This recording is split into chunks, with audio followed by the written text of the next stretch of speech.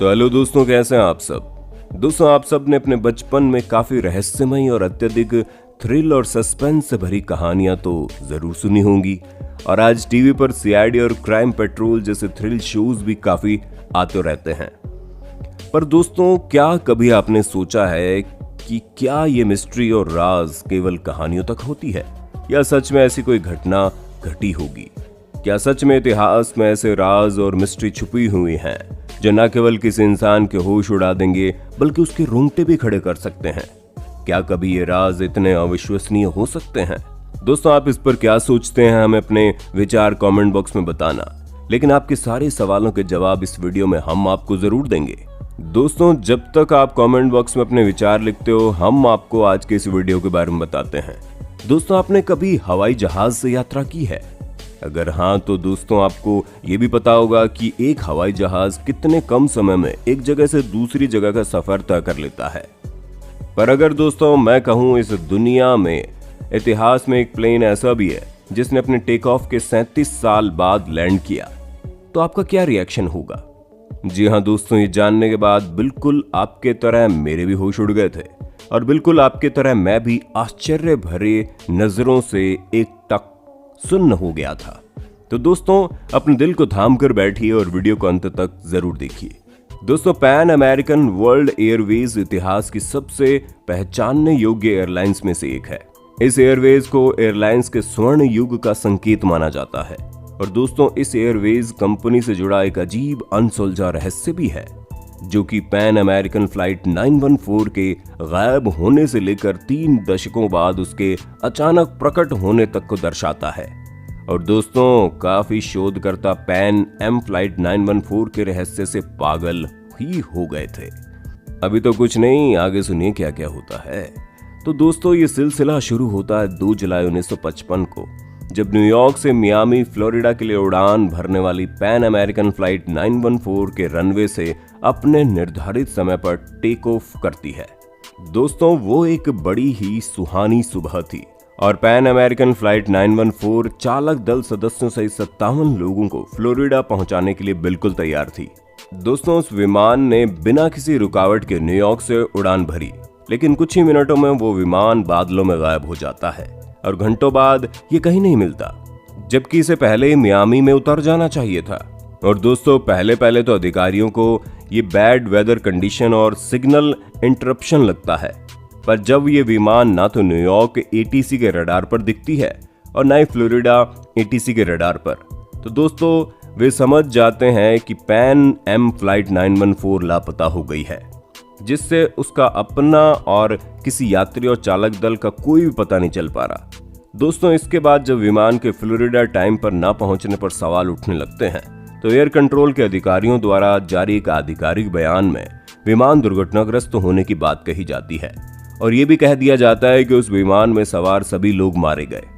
पर दोस्तों, इन अधिकारियों ने विमान के दुर्घटनाग्रस्त हो जाने के एक भी पुख्ता सबूत नहीं दिए, और जब वे विमान को नहीं ढूंढ सके तो उन्होंने मान लिया कि यह दुर्घटनाग्रस्त हो गया और समुद्र में गिर गया, लेकिन जमीन पर उन्हें कोई विमान नहीं मिला था।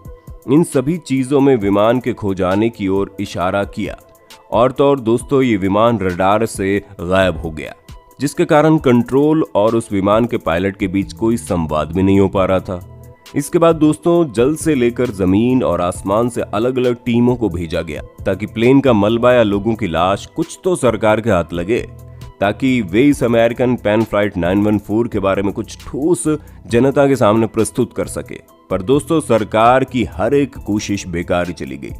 लेकिन दोस्तों, ये मिस्ट्री यहीं पर खत्म नहीं होती, बल्कि यहीं से तो असली मिस्ट्री शुरू होती है।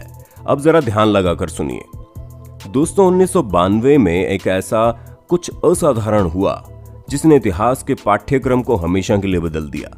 दोस्तों, ये 9 सितंबर 1992 था, जब 57 यात्रियों के साथ एक चार्टर्ड DC-4 कहीं से फिर से प्रकट हो गया और काराकस वेनेजुएला में उतरता है। जी हाँ दोस्तों, 37 साल के लापता होने के बाद Pan Am flight Caracas airport के रडार पर था। काराकस हवाई अड्डे पर एयर ट्रैफिक नियंत्रकों द्वारा हवा में उड़ानों की निगरानी की जा रही थी। हालांकि तभी कुछ अजीब हुआ। अप्रत्याशित रूप से एक नया विमान कहीं से रडार सिस्टम पर दिखाई देता है और दोस्तों ये विमान जैसे ही पास आता है, एयर ट्रैफिक कंट्रोल के अधिकारी देखते हैं कि वो चार्टर्ड DC-4 विमान था। पर दोस्तों शुरुआती उलझन तो तब शुरू हुई जब रहस्यमय विमान का पायलट टावर के पास पहुंचा और पूछा हम कहाँ हैं। और उस समय एयर ट्रैफिक कंट्रोल रूम के ड्यूटी पर थे जुआन डे ला कोर्टे, जिनके इस मिस्ट्री में एक महत्वपूर्ण भूमिका थी और इस पैन एम रहस्य में प्रमुख लोगों में से एक थे। और दोस्तों इसके बाद जुआन डे ला कोर्टे कहते हैं कि आप काराकस हवाई अड्डे पर है। और उसके बाद जुआन ने पायलट को प्रासंगिक सवालों के जवाब देने में कोई समय बर्बाद नहीं किया। और दोस्तों एक ही पल की देरी के बाद पायलट ने एक प्रतिक्रिया के साथ जवाब दिया, जिसने वास्तव में उस कहानी को अगले स्तर तक बढ़ा दिया। हम 4 और 57 यात्रियों के साथ चालक दल के साथ न्यूयॉर्क से मियामी के लिए पैन अमेरिकन एयरवेज की उड़ान 914 में हैं और हम 2 जुलाई 1955 को सुबह 9:55 पर मियामी में उतरने वाले थे, पायलट ने कहा। जुआन ने तुरंत पायलट को पुष्टि के लिए वो काराकस में आ गए हैं और वास्तव में उस दिन की तारीख 21 मई 1992 थी। दोस्तों हालांकि पायलट ये सुनते ही घबरा गया और रहस्यमय तरीके से पहले ही कुछ देर के लिए विमान को रनवे पर उतारा और फिर अचानक से विमान को बिना टेक ऑफ क्लियरेंस के ही फ्लाइट को वापस हवा में ले गया और फिर कुछ ही क्षण में एक बार फिर से फ्लाइट 914 काफी रहस्यमय तरीके से एयर ट्रैफिक कंट्रोल की रडार की नजरों से ओझल हो गई। दोस्तों इसके सिद्धांतों के रहस्यों को जानकर आप शायद सोच में पड़ जाएंगे। कुछ सिद्धांतों के अनुसार काराकस से अचानक प्रस्थान करने के कुछ ही घंटों बाद पैन एम विमान हवाई अड्डे पर उतरा, जिसने वास्तव में उन सभी दशकों पहले मियामी हवाई अड्डे के लिए उड़ान भरने का फैसला किया था। बोर्ड पर सवार लोगों को अधिकारियों द्वारा घर जाने और अपने परिवारों के साथ फिर से मिलने की अनुमति दी गई, लेकिन फिर कुछ और डरावना हुआ और कहानी को पूरी तरह से अलग चरम पर ले जाया गया। यात्रियों और चालक दल सहित सभी लोग पूरी तरह से वैसे ही दिखते थे जैसे 1955 में विमान ने उड़ान भरी थी। इस तथ्य के बावजूद इनके परिवार 37 साल से बड़े हो गए थे, उनकी उम्र बिल्कुल भी नहीं थी। दोस्तों इस घटना के बाद मई 1985 में वीकली वर्ल्ड न्यूज में प्रकाशित एक लेख में इसके बारे में लिखा गया, जो एक अमेरिकी प्रिंट आधारित टैबलॉइड था। 1979 और 2007 के बीच प्रचलन में था, जिससे इस घटना को पूरी दुनिया का एक हॉट मिस्टीरियस न्यूज के रूप में देखा जाने लगा। दोस्तों पैन अमेरिकन फ्लाइट 914 के गायब होने की कहानी किसी फिल्म से कम नहीं लगती। एयरप्लेन के गायब होने को लेकर 2 तरह की मिस्ट्रीज की थ्योरी सामने आई। पहली तो ये कि प्लेन टाइम ट्रेवल के जरिए गायब हो गया था और या तो प्लेन टाइम ट्रेवल की मदद से फ्यूचर में पहुंच गया था। पर दोस्तों इन दोनों थ्योरीज के अलावा एक और चीज घटना के बाद सामने आई। अमेरिकन पैन फ्लाइट 914 नामक कोई भी प्लेन अमेरिकन पैन कंपनी के रजिस्टर्स में रजिस्टर्ड ही नहीं थी और ना ही गूगल या कहीं पर भी इस फ्लाइट के नामो निशान मिले, जो इस पूरी फ्लाइट 914 की मिस्ट्री को एक अलग ही रूप रेखा देती है। तो दोस्तों आपको क्या लगता है, क्या ये सब एक धोखा है या फ्लाइट 914 वास्तव में दशकों से रास्ते में खो गई थी? यदि उपरोक्त सत्य है तो उन सभी 37 सालों में विमान कहाँ था? विमान में सवार सभी लोगों ने उम्र बढ़ने के कोई लक्षण कैसे नहीं दिखाए? यदि ये सिद्धांत सही है तो सरकार द्वारा मामले की जांच क्यों नहीं की गई? हर रहस्य कुछ पेचीदा पहलुओं को जन्म दे देता है।